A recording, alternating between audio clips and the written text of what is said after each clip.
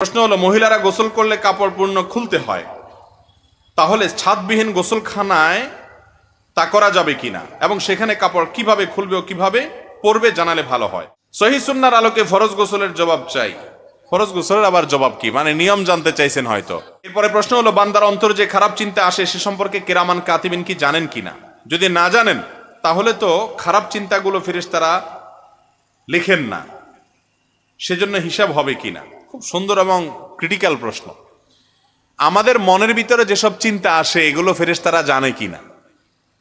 আমাদের মনের খবর আল্লাহ জানে, সেটা তো আমরা জানি, ফেরেশতারা জানে কিনা এটা একটা দরকারি প্রশ্ন। যদি বলেন যে জানে না, তাহলে হাদিসে আসছে, মান হাম্মা বিহাসানাতিন, যে ব্যক্তি মনে মনে কোনো ভালো কাজ করার প্রতিজ্ঞা করলো, ফালাম ইয়ামালহা, কিন্তু কাজটা সে করার সুযোগ পায় নাই, কিন্তু নিয়ত ছিল তার পাক্কা যে সে করবে, কিন্তু করতে পারলো না। হজ করবে, টাকা টুকা সব জমা দিছে, করোনা এসে গেছে, আর যাইতে পারলো না বেচারা, কিন্তু তার প্রতিজ্ঞা ছিল ঠিক, নিয়ত ছিল খাঁটি, টাকাও দিচ্ছে, কিন্তু পারলো না।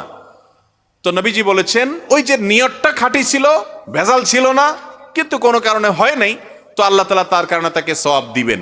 এখন এই সওয়াবটা লিখবে কে? ফেরেশতা। তো ফেরেশতা যদি না জানে কি নিয়ত করছে, কেমনে লিখবে?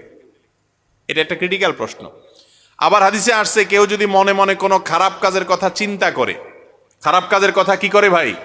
চিন্তা করে মনে মনে, আর চিন্তা করার পর সে প্ল্যান করছে সে এই খারাপ কাজটা করবে, মনে মনে নিয়ত করছে, প্ল্যান করছে এই কুকামটা সে করবে, কিন্তু এরপরে সে খারাপ কাজটা আর করে নাই, আল্লাহর ভয়ে সেটা ছেড়ে দিছে, করে নাই। সাথে সাথে ওই খারাপ কাজ করার নিয়ত করার পরও যে সে করে নাই, ফিরে আসছে, এই জন্য তার আমলনামায় একটা সওয়াব লেখা হবে।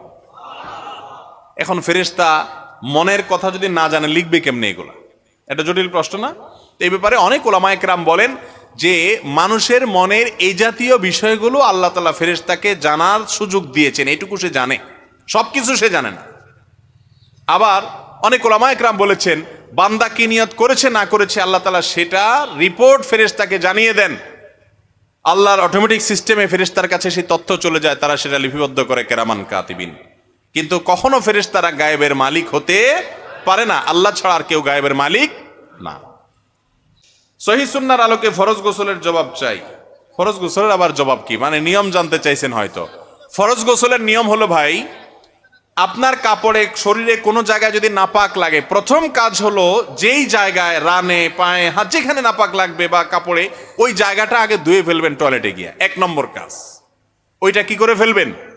নাপাকের জায়গাটা টেপে ধরে বা টিউবওয়েলের পানিতে ধরে বা পানি ঢেলে ওইটা আগে ডোলে ধুয়ে ফেলবেন। ওইটা ধোয়া শেষ, এবার দুই হাতের কবজি 3 বার পর্যন্ত ধুবেন, তারপরে 3 বার কুলি নাকে পানি দিবেন, এরপরে মুখ ধোবেন অজু করার মতো, তারপরে হাত ধোবেন কনুই পর্যন্ত, তারপরে মাথা মাসে করবেন, এরপরে পাও ধোবেন না, পাও ধোয়াটা স্টপ রেখে মাথার উপরে পানি ঢালা শুরু করবেন।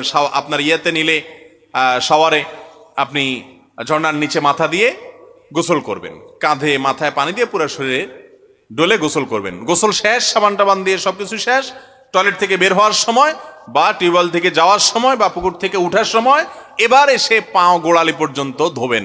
গোসল একসাথে হয়ে গেল। কথা কি বুঝাতে পারছি? অনেক মানুষ আছে দেখবেন গ্রামে, পুকুরে গোসল করে উঠছে, উঠে এবার ঘাটে বসে আবার কি করে? অজু করে। এটার কোনো প্রয়োজন? অজু গোসল একসাথে হয়ে যায়। এভাবে যদি গোসল করেন ফরজ গোসল, তাহলে ওই ফরজ গোসল এভাবে করার কারণে একটা সুন্নত জিন্দা করার সওয়াব হবে, কারণ হাদিসে এইভাবে গোসল করতে বলা হয়েছে। কথা কি বুঝাতে পারছি? শুধু ফরজ গোসল না, সাধারণ গোসলও যদি এইভাবে করেন তাহলে সুন্নত আদায় করার সওয়াব হবে। মনে থাকবে তো ইনশাআল্লাহ? গোসল যখন করবেনই একটা সুন্নত আদায় হয়ে যাক, অজু করার মতো করে অজু করবেন, এরপর গোসল করবেন। মনে রাখবেন, নবী করিম সাল্লাল্লাহু আলাইহি ওয়াসাল্লাম প্রত্যেকটা সুন্নতের রহস্য আছে, কোনো না কোনো উপকারী দিক অবশ্যই সেখানে আছে। আপনারা যদি করেন নিজে লাভবান হবেন ইনশাআল্লাহ। তাহলে এটা হলো গোসলের, ফরজ গোসলের পদ্ধতি। যদি কেউ এই পদ্ধতি অবলম্বন না করেন, হয়তো এই সিস্টেমে কেউ গোসল করেন নাই, তাহলে কি আপনার ফরজ গোসলের জন্য আদায় হয় নাই? এটার উত্তর হলো যে আপনি ফরজ গোসলের জন্য যদি পুরা শরীর ধোন, ভালো করে কুলি করেন এবং গড়গড়া করে কুলি করেন, গড়গড় করে গলা যতটুকু যা কুলি করেন, নাকে পানি ভালো করে দেন, পুরা শরীর মাথা থেকে পা পর্যন্ত একটা পশমও শুকনা নাই, সব জায়গা পানি দিয়া ধুইছেন, যে কোনো ভাবে ধুইছেন, ওই অজু করে সিস্টেম মতো আমি যেভাবে বলছি সিরিয়াল বা সেভাবে যদি নাও করেন, পুরা শরীরটা ধুইলে কুলি নাকে পানি দিলে গোসল আপনার হয়ে যাবে ইনশাআল্লাহ। কথা কি বুঝাতে পারছি? কিন্তু সিস্টেম মতো করলে কি হবে? সুন্নত আদায় করার সওয়াব হবে।